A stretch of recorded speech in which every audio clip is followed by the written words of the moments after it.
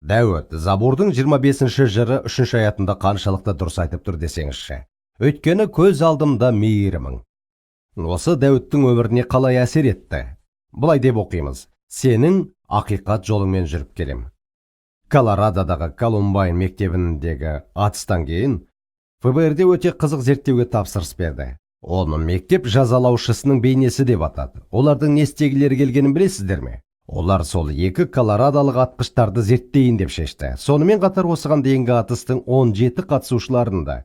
Сондағы мақсаты мұғалімдер, әкімшілік және полиция дер кезінде анықтай алатын жазалаушы белгілерінің бар жоқтығын анықтау болды. Зерттеуден кейін мынадай жайттар айқын болды. 3 басты нәрсе.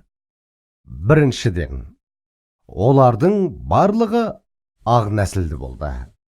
Бірден айтарым: афроамерикандық, латынамерикандық, азиялық достарым, кешіріңіздер, сіздер бұл тізімге кірмейсіздер. Олардың барлығы ақ нәсілді. Екіншіден, орташа жағдайдағылар, кедей де бай да емес. Олардың барлығы дерлік орта деңгейлі отбасынан шыққандар.